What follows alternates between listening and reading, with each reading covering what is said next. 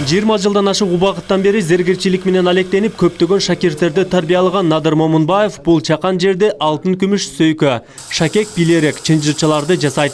Ата кесибин аркалаган зергерчиге жарандар баалуу буюмдарын алып келип, каалаган буюмдарын өзү каалагандай жасатып кетет. Мында сатып алуучу жалгыз гана өзүнө таандык болгон буюмду жасаткандыктан кымбат болот. Кыргыз зергерлери жасаган буюм сапаттуу болгондуктан коңшу мамлекетте барктуу. Зергерден алып жасатып туруп такса, ошо адам биринчи таккан болот да. Кызыктуу жери болот. Мурда, агар билсеңиздер, бардык мына өзүбүз Курманжан Даткайымызы өзүнүн зергери болгон. Манасты дагы зергери болгон. Эмне үчүн? Ошо башкалардан башканы таккан нарсаны такпаган да. Ошо бир жасап берген нерсени жасатып берген. Кыргызстанда зергерчилик миңдеген жылдар бою келе жаткан өнөр. Бул өнөрдүн өлкөдө өнүгүшү солгон. Алтын да, күмүш да өзүбүздө өндүрүлгөнү менен баары экспортко кетет. Мындан улам Кыргызстанда өндүрүлгөн түстүү металлдарга салыктын көлөмү жогору болгондуктан зергерлер сатып ала албай, чет мамлекеттен буйрутма менен алдырат. Бирок аны да иштете албай кыйынчылыктар көп болгондугун айтышат. Ошондуктан кошумча нарк салыгын зергерлер мамлекеттен жеңилдетип берүүнү суранууда. Салык маселеси өтө чоң нагрузка болуп турат. Кошумча нарк салыгынан 5 жылга бошотуу боюнча мыйзам демилгеси каралып атат. Бүгүнкү күндө биздин эл өкүлдөрү уже муну депутаттар Байпакбаев, Экман Журукбаевич алып барып атат. Жумушчу топтун мүчөсү зергерчиликти өнүктүрүү боюнча.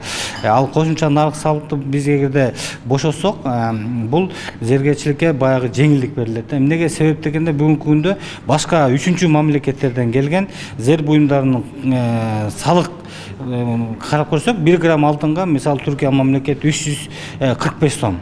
Бизде 1 грамм алтынга 307 сом төлөнөт да. Ошондо биз атандаштыкка тең туура келбей атат. Биз утулуп атабыз.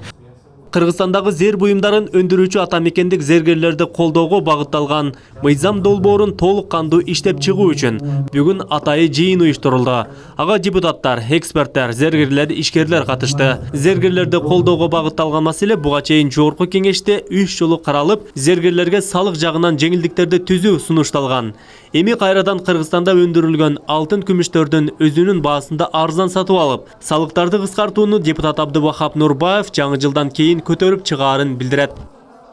Өзүбүздө чыккан алтынды буларга биз өз басына берели деп атабыз. Мына ошондо бизде 3000 жумуш орун пайда болот экен. 1 тонна менен. Ошон үчүн булар бул бир жагынан бизде туризмди өнүктүрүүгө чоң салым кошот. Анткени сөз сырттан туристтер келгенде кыргыз колориттеги бир кыргыздын улуттук бирдемелерин сатып алганга аракет кылат. Зергерлер ошо алтын аркылуу жасаса, бул да жакшы болот да. Мисалы үчүн биз ошо эле Армения мисалы үчүн зергерлер өтө өнүккөн, анткени алар өздөрүнүн ошо улуттук колориттин ар кандай да нерсесин колдонуп, өздөрүнүн Арменияда ар кандай кол жерин чыгарышат экен. Анан келгенде сөз алып кетишет. Бизде ошо нерсе аз болуп атат да. Бул деген чоң ошо көп тармакка алдыга жылууга мүмкүнчүлүк берет да.